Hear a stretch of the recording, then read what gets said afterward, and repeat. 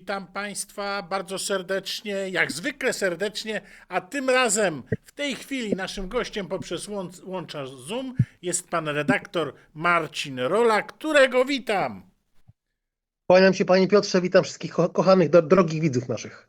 Panie redaktorze, no parę spraw wymaga komentarza. Pierwsza z nich, no to ten marsz, a właściwie wiec Prawa i Sprawiedliwości przeciwko migracji. Jak pan skomentuje to wydarzenie? Jak pan to odebrał? No przede wszystkim, no słuchajcie, no nie jesteśmy idiotami.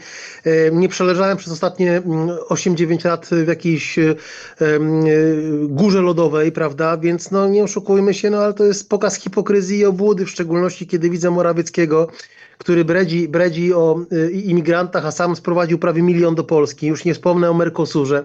Przypominam, że umowę z Mercosurem przecież promował nie kto inny, tylko minister Ciapatowicz, czyli Czaputowicz, no, szef MSZ-u za PiS-u. I teraz nagle te wszystkie osoby będą chciały walczyć z tym, co same de facto robiły. To jest dokładnie tak samo jak z węglem, tak? Czyli teraz oni będą promowali węgiel, a za Szydło i za Morawieckiego, za PiS-u przecież zamknięto między innymi kopalnie Makoszowy i Krupiński. No, ten marsz też pokazał bardzo słabą frekwencję, bo zwykle na tego typu wydarzeniach PiS ściągał przynajmniej kilkaset tysięcy ludzi, a tam było bardzo, bardzo niewiele osób. Ja bardzo tego nie śledziłem, ale no mówię, jak widzę Morawieckiego, który mi tu bredzi o zielonych ładach, o imigrantach, etc., to po prostu mi się robi gorąco, bo to jest no, kłamca pospolity, który naprawdę łże chyba w każdym swoim zdaniu. No, ale jak żyć, panie redaktorze? No bo zgodzę się z panem, że no jest to chodząca hipokryzja, a właściwie No jest. stojąca, bo ten wiec nie polegał na przemieszczaniu się, tylko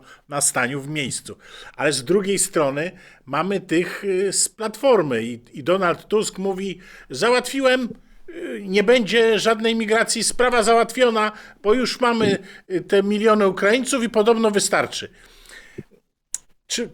Czy można tej grupie uwierzyć?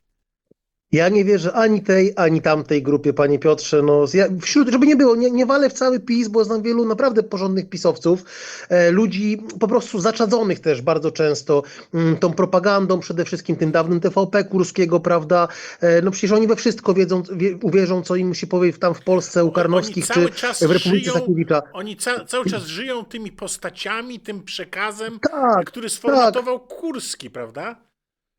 No dokładnie tak, ale mówię, no przecież Morawiecki to jest kłamca pospolity, on we wszystkim kłamie, prawda? Kompletnie we wszystkim, czy w sprawie węgla, czy w sprawie tych umów, czy w sprawie Zielonego Ładu. Pamiętamy dokładnie, jak teraz po przegranych wyborach przez PiS wychodzi Kaczyński i on mówi normalnie z pełną powagą, że były 2 Zielone Łady. Ten dobry pisowski i ten zły platformerski. I ludzie w to wierzą. No to przepraszam, jeżeli tamta strona barykady, mówię tu o elektoracie, no będzie wierzyła w taki stek bzdur, no wystarczy wejść w internet i to zweryfikować, to z całym szacunkiem. Ja rozumiem, że nie ma dla nich innej alternatywy, ale ja widzę taką alternatywę. Widzę taką alternatywę w postaci Konfederacji Korony Polskiej i Grzegorza Brauna, no, który jednak nie sprzedał swoich ideałów i sorry, ja przynajmniej nigdy w życiu go nie przyłapałem na kłamstwie i mnie osobiście nigdy w ciula ten człowiek nie załadował, więc mogę mu z pełną odpowiedzialnością powiedzieć: Grzegorz, ufam tobie. No dobrze, ale sprawa nie jest taka prosta, bo co się pokazało między innymi po tym marszu? Kilka sondażowni dały wynik poniżej parę procent, 28, 27 Prawo i Sprawiedliwości, czyli spadek, a 31, 32, czyli wzrost Platformy Obywatelskiej. Jak to pomieścić w głowie? Dlaczego my wolimy Prawo i Sprawiedliwość? Niech pan nikomu tego nie mówi, ale niech pan odpowie na moje pytanie. Dlaczego my wolimy nie Prawo i wolę. Sprawiedliwość i dlaczego tak szokujące w tej sytuacji wydaje się to przekierowanie, tak, że Panie Prawo i Piotrze. Sprawiedliwość przy tym wszystkim, co widzimy, no dostaje w ucho i to mocno. Ale no to kto płaci, ten ma sondaż, tak? Więc no nie oszukujmy się. No jak ja dobrze sypnę, to zaraz partia, którą założę, będzie miała 10%, jak wcześniej Palikota i Hołowni i tak dalej, i tak dalej. No to Ale jak na tym polega ta mainstreamowa zagwozdka jak ci cała. dwóch No, więc mówi, no, że jesteś pijany, to idź się połóż. A to nie była jedna sondażownia, to było parę badań, które wskazują ten trend taki, no lekko w ucho PiS, lekko w górę PO. Po tym wszystkim, no. Nie sądzę, nie sądzę. Bardzo duży przepływ elektoratu teraz jest z PiS-u przede wszystkim do Konfederacji Korony Polskiej, troszkę do Konfederacji Mencena i Bosaka, więc może z tego tytułu to wynika, tak? Ale to jeżeli faktycznie, no okej, niech będzie, że pan ma rację i to są fakty, wierząc tym sondażowniom, no to jest wyłącznie jakby wina z samego PiS-u. No przecież to PiS wprowadził pandemię, to PiS ukrainizował i banderyzował Polskę, to PiS podpisywał te wszystkie umowy Mercosury, wprowadzał zielone łady, więc no z całym szacunkiem, ale no to wydaje mi się, że ta część myśląca, która potrafi umieć korzystać z internetu, być może, no właśnie zaczęła korzystać z internetu, weryfikować i przeszła na przykład do takiego Grzegorza Brauna. No tak to tłumaczę, no bo nie potrafię inaczej. Tam się jeszcze na tym wiecu wydarzyły dwie ciekawe sprawy.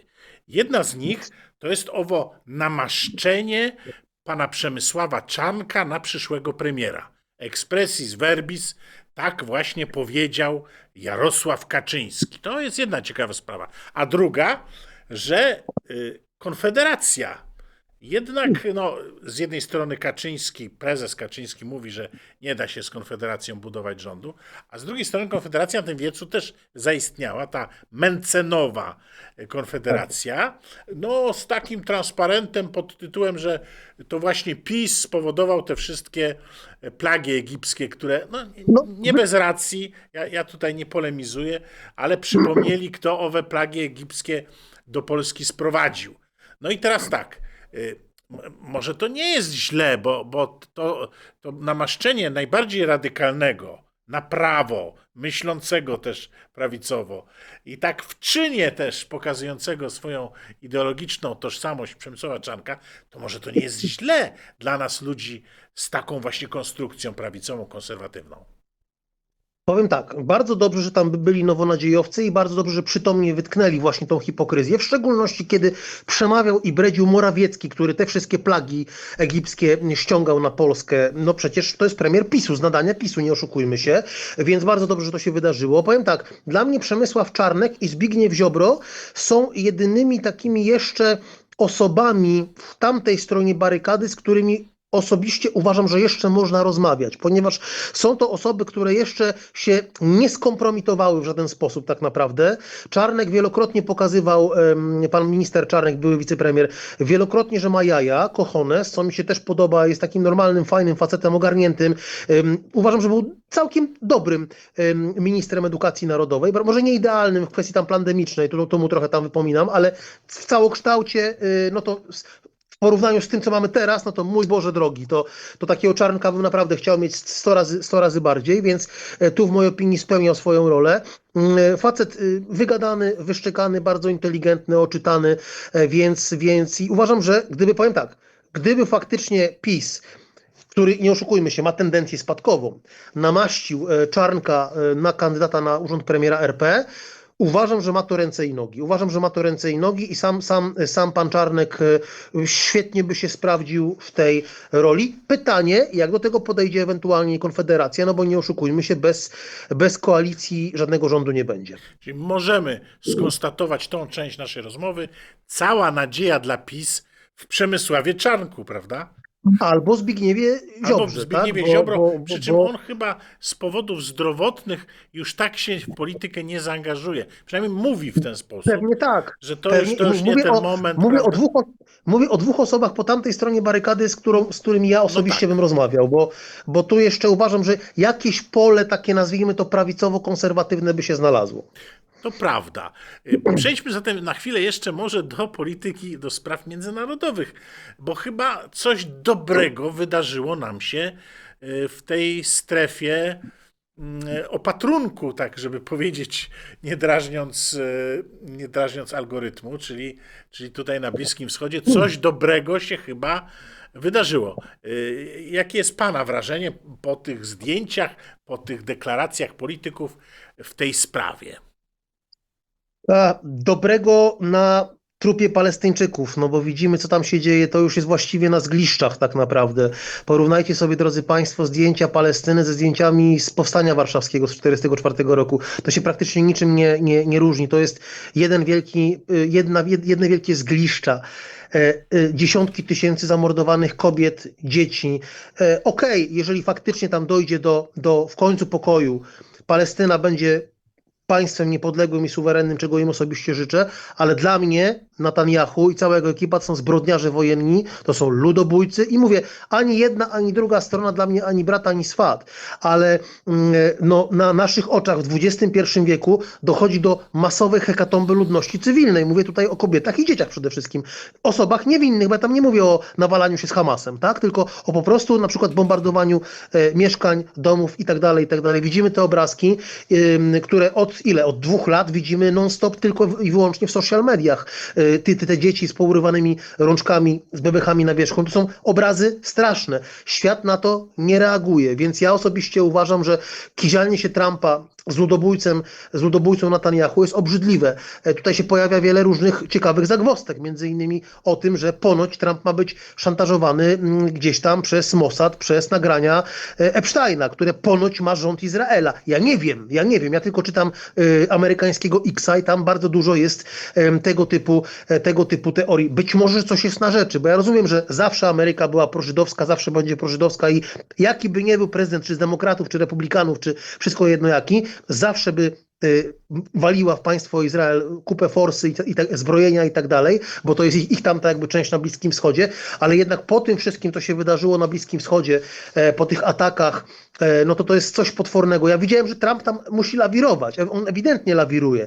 Widzieliśmy to w kwestii na przykład Iranu, prawda, kiedy bombardował pustynię, gdzie właściwie nic nie było, a w świat poszła informacja, że tam jakieś tam fabryki broni, gdzie to była kompletna bzdura, to walił tymi B-12 pociski właściwie w pustynię, więc to była pewnie jakaś tam, my tego pewnie nie wiemy i się pewnie nigdy nie dowiemy, jakiś house of cards polityczny, geopolityczny, który uprawiał Trump, ale jednocześnie, no z całym szacunkiem, ale przytulanie się do kogoś takiego jak Netanyahu jest czynem dla mnie obrzydliwym. Ja bym osobiście nie mógł tak postąpić, aczkolwiek mówię, dobrze, jeżeli do tego pokoju dojdzie, tylko dojdzie do niego na trupach dziesiątek tysięcy niewinnych kobiet i dzieci. Nie, no oczywiście nie wolno zapominać o tym, co tam się wydarzyło i myślę sobie, że każdy z tych dyktatorów w ostatnich stuleciach to jednak doczekał tego stryczka Kaddafiego albo Norymbergi, prawda? No to jednak na koniec tak dnia nie udawało Netanyahu, im się tak umrzeć w łóżku. I myślę sobie, że ci panowie też będą mieli przed sobą no, ciężką rozgrywkę, taką letalną, ale chyba cieszyć się należy, że no, te obrazki piękne, no, wracają ludzie. Rzeczywiście, tak jak do tej zburzonej Warszawy w 1945 roku wracają ludzie z tymi wózkami, ujęcia takie same jak z polskich kronik, ci Palestyńczycy, no to daje wielką nadzieję i wie pan, jest jeszcze jedna rzecz, którą na finał chciałbym tutaj zaczepić, no bo jak tu się kończy ten konflikt, a daj Boże tak będzie, to też jakby zmienia się trochę sytuacja w konflikcie rosyjsko-ukraińskim, prawda? No bo Stany nie mają drugiego frontu, prawda? Jakby ta budująca się afera z Iranem trochę też odchodzi na plan dalszy albo na później. No i na moje wyczucie to po pierwsze no, wzmocni ten głos też Ameryki za pokojem, a z drugiej strony no, też no, da do myślenia Rosjanom. To przecież no, logiczne. Czy myśli pan, że to już pójdzie jak po sznurku, że też za chwilę ten drugi, bliższy nam konflikt się zakończy? Oby tak było. No Trump mówił, że zakończy to w 24 godziny. Niestety to się nie dzieje. No w naszym interesie Polaków jest absolutny pokój. Jest rozliczenie tych wszystkich ludzi, którzy nam po prostu tutaj nas prowadzili dzicz stepową, banderowską, która wyprawia takie rzeczy jak na Stadionie Narodowym czy pod pomnikiem Rzeź Wołyńska, prawda? Tych banderowców młodych, którzy tutaj już wprost twierdzą, że chcą mieć partię banderowską w Polsce, prawda? Więc to jest potworne, co się dzieje. Ja bym się bardziej skupił na Polsce, panie Piotrze, bo my mamy bardzo dużo konfliktów wewnętrznych, mamy mamy zdrajców u steru naszego państwa, ogromną ilość zagrożeń, ogromną ilość agentur ukraińskich, ruskich, niemieckich, żydowskich, przede wszystkim ukraińskich. Tutaj widzę bardzo duże jednak niebezpieczeństwo, przede wszystkim prowokacji. Mieliśmy teraz prowokację dronową, gdzie to była faktycznie skierowana aż do kompletnych idiotów. Ten dron na tej klatce królików, no to już w ogóle była jakaś kpina, prawda, dla zdrowego rozsądku. To powinno być w jakichś podręcznikach dezinformacji i po prostu manipulacji, bo to była głupawka, naprawdę totalna głupawka, ale być może, że oni się posuną do czegoś gorszego, prawda, bo ewidentnie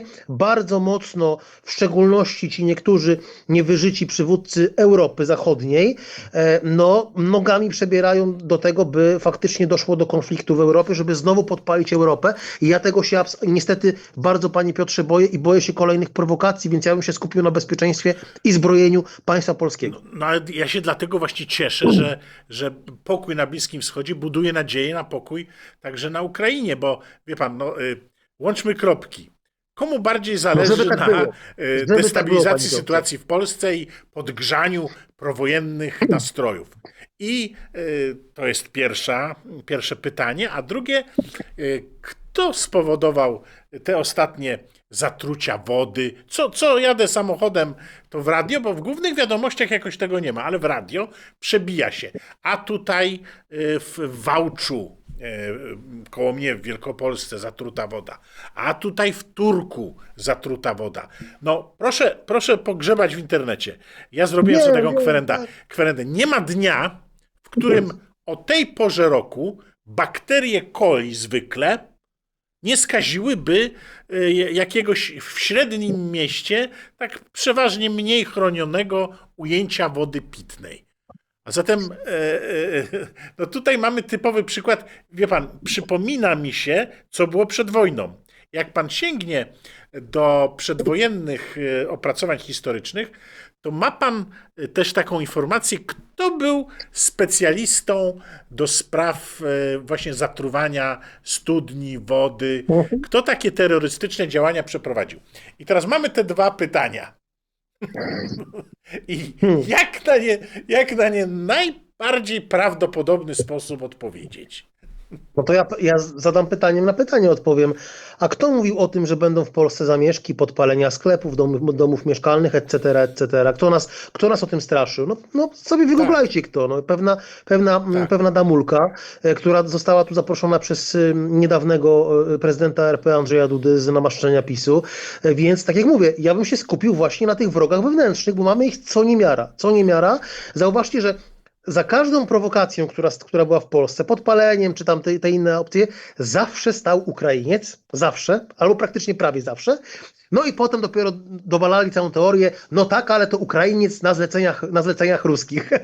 No ale to ja się pytam, jak on był na ruskim zleceniu, to jak ja bym był szefem takiego oddziału jakiegoś ABW, czy kierownikiem do spraw propagandy nawet w jakimś ministerstwie, to natychmiast bym pokazał powiązania tego człowieka, to natychmiast zrobiłbym wielką mapę. To jest Iwan Grozny, który skaził wodę w Chodzieży, prawda? Przybył tego i tego dnia z Rosji, a jak był w Rosji, no to przypadkiem przeszedł przeszkolenie KGB. Dla mnie wtedy by to było jasne, tak? Ale jakoś... To się nie dzieje. Ale przyzna pan, to by miało ręce i nogi, prawda? To by miało ręce i nogi. To by na pewno uspokoiło społeczeństwo, tak. To by nam coś pokazało, prawda? A tu mamy jakieś bzdury, mamy Kosiniaka-Kamysza, który wychodzi, jak gada jakieś bzdury z Hołownią, który chce wgniatać Putina w ziemię. No, z całym szacunkiem, mamy do czynienia ze zwykłymi zdrajcami, oszołomami albo wariatami zwyczajnymi, którzy jeszcze nam tutaj ściągają obcą agenturę wpływu, która jest nieprzychylna nam, po prostu Polakom, na naszą ziemię. No bo więc pytanie od razu się rodzi takie... Ogromne zagrożenie wewnętrzne. Tak jest, pytanie się rodzi takie, po co ruskim drugi front w Polsce? Albo teraz też taka histeria jest w Estonii, że tam gdzieś ktoś przez lornetkę zobaczył, nie na terenie Estonii, tylko po drugiej stronie granicy, większy oddział tak zwanych zielonych ludzików. Już do Onetu trafiły zdjęcia. W Polsce zielone ludziki już za chwilę, prawda? Podgrzewa się atmosfera artykułem, proszę wybaczyć, z nosa, prawda? No gdzieś tam wypatrzyli kilkunastu zielonych ludzi. No bzdura, tak na zdrowy rozum. A sprawy takie jak, no przecież też złapani sprawcy różnych aktów terrorystycznych na terenie Polski, nie podaje się sprawców w ogóle, albo mówi się, że to byli Ukraińcy, jeśli się podaje, ale na usługach rosyjskich, przy czym No tak. nikt tego nie ciągnie dalej, nikt nie pokazuje. Wie pan, w latach 50. jakże skuteczne były te tak zwane procesy pokazowe, prawda? Był proces pokazowy, wtedy lud mógł się skonfrontować, to są ci paskudni, prawda, zaplute karły reakcji. To jest taka najbardziej banalna propaganda wojenna czy okołowojenna. No, A tu nawet tego nie ma. A tu nawet tego nie ma, panie nie Piotrze. ma, No to o czym to świadczy? O czym to świadczy? No, sądzi się Brauna za jakieś Hanuki, za jakieś bzdety, prawda? Gdzie mamy, zobaczcie, gigantyczne zagrożenie wewnętrzne poprzez obcą agenturę wpływu, tak? A sądzi się Brauna za jakieś choinki, Hanuki, inne bzdety, które nie mają kompletnie żadnego ani wpływu, ani sensu, ani tym bardziej w ogóle prawnie to nie ma też racji bytu, bo jestem bardzo ciekaw w tym procesie, który się odbędzie 8 grudnia, jakie tam będą argumenty, a będą najprawdopodobniej bardzo głupie. Na koniec proponuję zadać wspólnie pytanie. Tu i teraz z tego studia. Pewnie bardzo, przy wielu ograniczeniach kilkadziesiąt tysięcy ludzi obejrzy ten nasz wywiad, czy to w sieciach kablowych, czy to w mediach społecznościowych. I teraz zadajmy pytanie. Pokażcie nam tych ruskich agentów. Jeżeli tak jest, słuchajcie, prawda, że jesteśmy zagrożeni. Polski rządzie, jeżeli chcesz być wiarygodny, tyle aktów terrorystycznych. W moim mieście ostatnio podpalenie znowu jakieś tam jednego z marketów. To sprzed 2 dni. No nie ma dnia, żeby coś się nie wydarzyło. Pokażcie nam chociaż jednego Ruska, który to wszystko zrobił. A naprawdę będziemy spokojniej spali i zaśniemy snem sprawiedliwego, tak? Panie Marcinie. No oni pewnie wyciągną swój nieubłagany antypolski paluch i wskażą nas, panie Piotrze, tak? Bo my tu siejemy ruską propagandę, bo mówimy o bezpieczeństwie i polskim interesie narodowym. No. Ale to tylko pytania przecież, to tylko pytania. Ale panie Piotrze, teraz ja panu zadam pytanie. Bardzo szybki, nauczyłem się tego od Tomasza Sakiewicza. Lubi pan ruskie pierogi? Czy pan lubi jeść? Lubię. No to jest pan ruskim agentem, krótka piłka. Cholera. Najszybszy możliwy test. No to ma mnie pan. Drodzy Państwo, musimy kończyć. Moim gościem był pan redaktor Marcin Rola, któremu bardzo dziękuję. A Państwa bardzo proszę, jeśli uznaliście, że ta rozmowa ma pewien sens, ma pewną wartość, wesprzyjcie nas w mediach społecznościowych, znajdziecie linka do Buy Coffee. Każda kwota się liczy. A jeśli oglądacie nas w telewizjach kablowych, to bardzo proszę, zostańcie z naszym kanałem.